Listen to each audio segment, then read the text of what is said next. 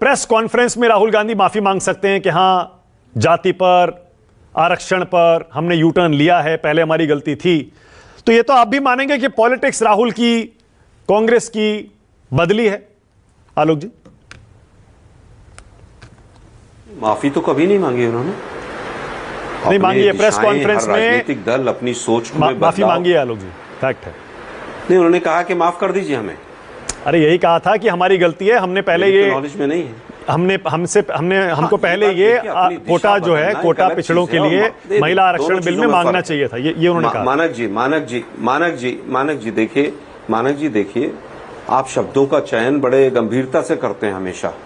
आज भी आपने बड़े गंभीरता से राहुल गांधी की इमेज को जिस तरह से डेंट पहुंचाने का प्रयास किया है, मैं उसको एक्सेप्ट नहीं करता हूं, लेकिन मैं बड़े शांति से आपसे बात करूंगा।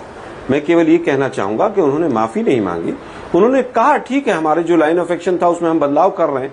वो गलती भी कह सकते हैं कि हाँ भाई गलती हुई हमसे, उसको ठीक कर रहे हैं हम, लेकिन हम माफी मांगते हैं। कोई हमने पाप नहीं किया, क्या कोई गलती इस तरह से नहीं की कि हम माफी की तरफ जा रहे हैं। लेकिन ठीक है, आपने कहा, और हर पार्टी अपने तमाम चीजों में परिवर्तन लाती है। मुझे लगता है राहुल गांधी जी हो चाहे कोई भी पार्टी हो, वो अपने यहाँ पर परिवर्तन लेकर आती है।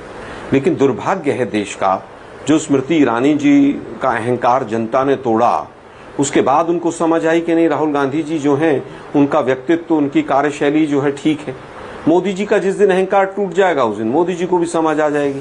समझ तो आ गई है, वैसे वो डरे डरे से रहे। आजकल संसद में भी बड़ा कंधे झुके हुए हैं और झुककर चल रहे हैं। वो आजकल ज्यादा नजरें भी किसी से नहीं मिला रहे हैं। मोदी जी की तो खैर बात ही क्या है, महुआ मोइत्रा जब बोलने लगी तो मोदी जी पार्लियामेंट छोड़ के भाग गए।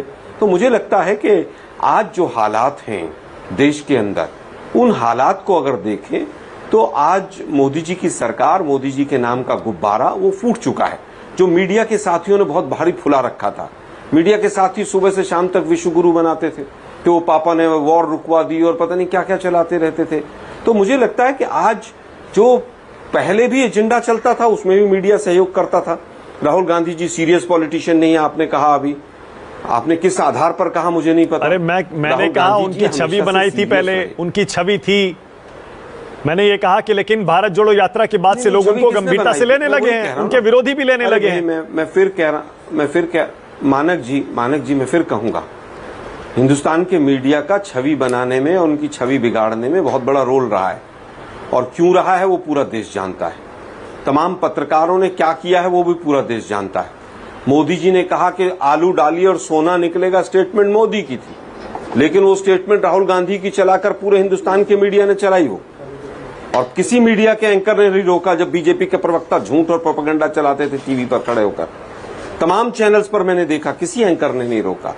ठीक है, वो पैसा खर्च किया, आरएसएस पंडित जवाहरलाल नेहरू से शुरू हुई थी, आज तक उसी काम पे है कि गांधी फैमिली की छवि को किस तरह से खराब किया जाए। लेकिन देश की जनता मुद्दों पर बात करना चाहती है, और हिंदुस्तान का मीडिया मुद्दों से भटकाता है। राफेल में जो राहुल गांधी जी ने कहा वो बिल्कुल सही कहा। राफेल की जांच करा लीजिए ना, जेपीसी से क्यों भाग गए। नोटबंदी में जो राहुल गांधी जी ने कहा वो सही सत्य साबित हुआ। कोरोना के बारे में भी जो महामारी के बारे में कहा, जब मोदी जी लिट्टी चोखा खा रहे थे इंडिया गेट पर, तब राहुल गांधी जी ने जो कहा कि महामारी है, इससे जागिए, सचेत हो जाइए, नहीं माने क्योंकि मध्य प्रदेश की सरकार गिरानी थी। अडानी के ऊपर भी जो कहा वो सब सत्य है। वो अभी भी सुप्रीम कोर्ट भी मान रहा है कि सत्य है ये, और तमाम कंपनियां भी मान रही हैं, उसके बावजूद नहीं मान रहे। 3 काले कृषि के कानून थे, तब भी ये कहा गया था, लेकिन हिंदुस्तान के मीडिया ने तब भी ये कहा था कि ये बहुत अच्छे कानून हैं। नोटबंदी को भी हिंदुस्तान के मीडिया ने यही कहा था कि कांग्रेस पार्टी के पास काला धन है, इसलिए वो डर के भाग रहे हैं, इसलिए वो नहीं बताना चाहते। अभी भी 4 का जो बिल वापस हुए हैं वो जनता के दबाव में है।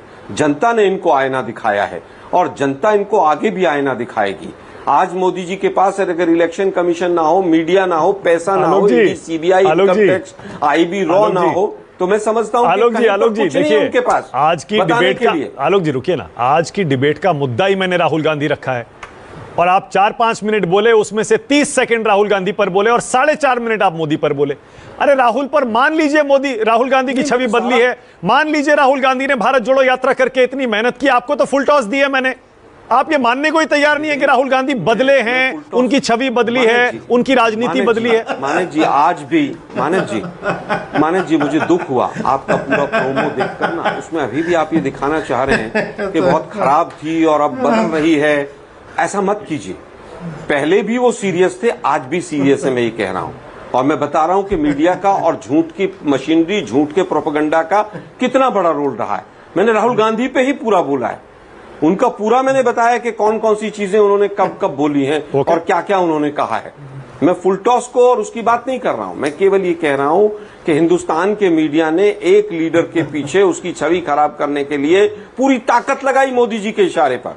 तमाम अडानी अंबानी सब लग गए, चैनल खरीद डाले। जो चैनल इनके बारे में, राहुल जी के बारे में ठीक दिखाता था, मोदी जी के प्रश्न चिन्ह लगाता था, वो चैनल ईडी सीबीआई के नोटिस देकर खरीदवा दिया गया।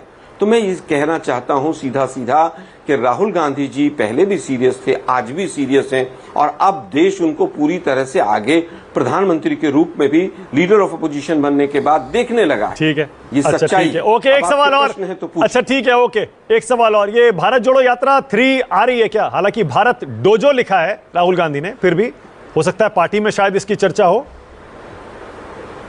नहीं, मेरे पास भारत जोड़ो 3 की कोई किसी तरह की आधिकारिक सूचना नहीं है। कई पत्रकार साथियों ने दिन में भी पूछा मेरे से सवाल, लेकिन इस तरह का कोई किसी तरह की कोई ऑफिशियल इंफॉर्मेशन हमारे पास नहीं है। ठीक है, ओके। एक बार फिर से कोशिश करता हूं आलोक जी, आपने कहा राहुल गांधी बिल्कुल नहीं बदले, पहले भी गंभीर थे, अब भी गंभीर हैं। उनकी पॉलिटिक्स बदली है या नहीं बदली है? उनके मुद्दे बदले हैं या नहीं बदले?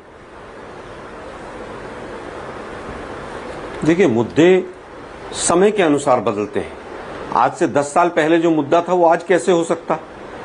अगर समय के अनुसार सामाजिक आर्थिक समीकरण बदलते हैं, विदेश नीति में अगर बांग्लादेश के मामले में सरकार बिल्कुल डफर साबित होती है, उनकी नाक के नीचे बांग्लादेश में पाकिस्तान और चीन ऑपरेशन करेंगे, तो स्वाभाविक है कि मुद्दे बदलेंगे। आप देखिए किस तरह से महंगाई और बेरोजगारी चरम पर रही, वो हमेशा से रही। ठीक है, अगर किसानों का मुद्दा 3 कृषि कानून आए तो उस समय पर वो मुद्दा था, वो तीनों कृषि काले कानून जो थे वो वापस हुए तो वो मुद्दा समाप्त हुआ। लेकिन मुझे लगता है कि समय के अनुसार मुद्दे बदलते हैं, राहुल गांधी जी के मुद्दे नहीं बदलते।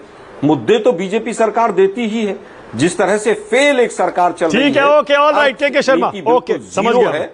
देश के ऊपर 5 गुना कर्जा चढ़ा दिया इन्होंने। ओके, के शर्मा, विदेश नीति फेल है। हिंदुस्तान के शर्मा की बारी है। आलोक जी अब रुकिए, मुसलमान करते रह गए। ओके, अब रुकिए।